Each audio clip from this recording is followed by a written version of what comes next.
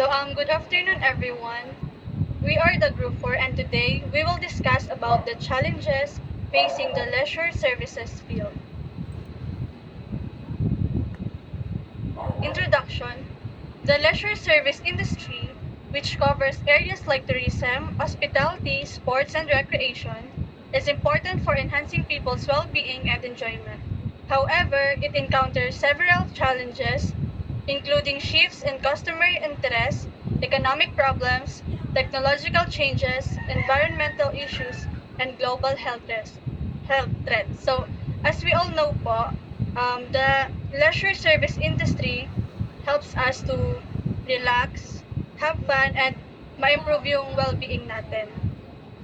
Kasama dito yung mga hotels, resorts, theme parks, sports facilities, and many more. Pero syempre, kahit fun industry ito, may mga challenges pa rin sila na kinakaharap like economic issues, technology changes, environmental problems, at mga health-related threats tulad ng pandemic. So, isa-isahin natin. The challenges. The first one is the economic and financial uncertainty. The leisure service industry faces significant economic and financial challenges, primarily due to limited funding and increasing operational and labor costs. Inflation and the rising cost of living affect both businesses and consumers, making it harder to maintain profitability. Since the industry is highly sensitive to economic fluctuations, factors like recessions and changes in consumer spending patterns can greatly reduce demand for leisure services. So, ang ibig sabihin, may mga times na mababa ang kita, especially kapag recession or mahina ang ekonomiya. Tumataas din yung operational costs, gaya ng kuryente, tubig, at sweldo ng mga empleyado. Kapag mahal ang cost of living, syempre, mas konti ang mga taong gumagastos for leisure activities. For example, ngayon, sobrang mahal na ng mga bilihin. Instead of mag-resort or mag-travel, mas pipiliin na lang nilang magstay sa bahay para makatipid.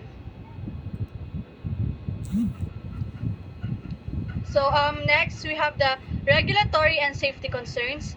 The industry faces various regulatory challenges, particularly in the wake of global events such as the COVID-19 pandemic. Health and safety regulations, travel restrictions, and insurance issues are key concerns that companies must navigate to ensure compliance and customer safety. Dito, dahil sa COVID-19, nagkakaroon ng mas mahigpit na health protocols, social distancing, limited capacity at travel restrictions. Kailangan sumunod ng industry sa mga rules para safe pa din ang customers. For example, yung mga hotels, required silang i-disinfect ang rooms. Airport travelers need yung vaccine cards para makapag-travel, and syempre, dagdag gastos at effort yun. Next is the competition and market saturation. The leisure industry is highly competitive with many players vying for market share. This competition can lead to market saturation, making it difficult for new entrants to establish themselves and for existing businesses to maintain profitability. Dito naman, another challenge is yung competition. Ang daming businesses na nag-o-offer ng parehas lang na services, kaya minsan sobra na ang choices ng customers. This makes it hard for new business to enter and for others to earn steady profit. Example niyan is yung sa Boracay. Sobrang daming hotel, so kailangan nilang mag-improve or magkaroon ng promo para mapili ng customers. And next is the changing consumer behavior. As consumer preference evolve, companies must continually innovate to meet new demands. The shift towards digital experiences, the desire for sustainable options, and the need for personalized service require constant adoption and investment in new technologies and strategies. So dito, consumers now, mas gusto nila yung mga unique, personalized, and digital experiences. They also prefer eco-friendly or sustainable options. Kaya companies must always innovate, mag-invest sa technology, and pag-aralan kung ano yung mga uh, wants ng customers nila. Example dyan is, instead na walk-in booking, ngayon halos lahat ngayon ay online booking na, kaya mas convenient para sa kanila. Next is the workforce challenges. The leisure industry often relies on a flexible, seasonal workforce which can present challenges in terms of staffing, training, and retaining skilled employees. The problems often stem from demanding work, environments characterized by seasonal fluctuations, long hours, and low pay for many entry-level positions. So dito, madalas seasonal ang trabaho sa leisure industry, lalo na sa mga resorts and theme parks. Kaya hirap sila mag-maintain ng skilled staff. So minsan, low salary and long working hours rin. Kaya mabilis mag-resign ang iba. Example niyan is pag peak season, like summer, kulang sa staff. Pag off season naman, sobra, kaya unstable ang employment.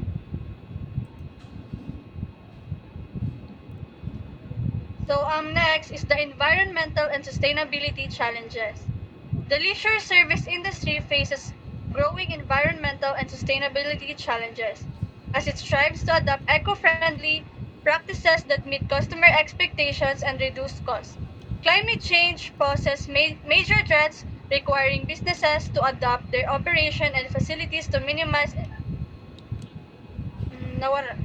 environmental impact. To promote conservation and long-term sustainability, forming partnerships with environmental organizations has also become essential in ensuring responsible and resilient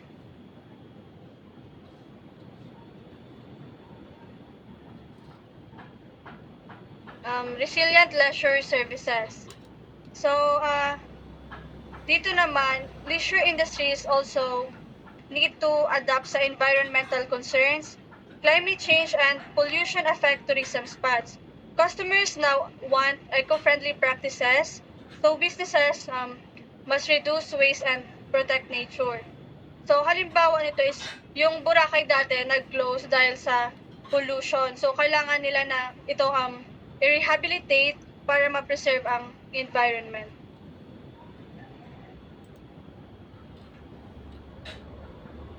So next, enhancing community engagement through partnership and events.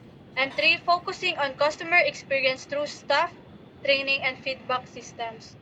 So dito naman, para ma-solve yung mga challenges, one solution is better technology adoption. Like yung mga online booking, digital marketing, and mobile apps.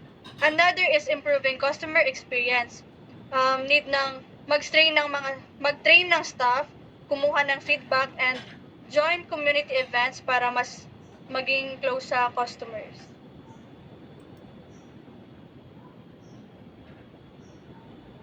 We have diversifying funding sources beyond government funds.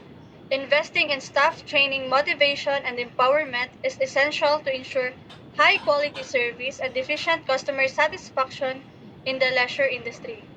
Number six, we have promoting environmental sustainability, strengthening legal frameworks, and enhancing professionalism are key to ensuring the long-term growth and credibility of the leisure and fitness industry. So, dito naman, business can also diversify their funding. Hindi lang dapat umaasa sa government support, pwedeng sa partnership or investors. And importante din ang staff training and motivation para ma-maintain ang quality service. And last, promoting sustainability and improving legal frameworks will help the industry grow and stay trustworthy in the long term.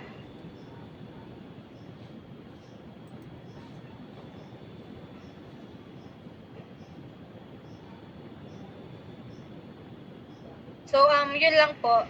Thank you.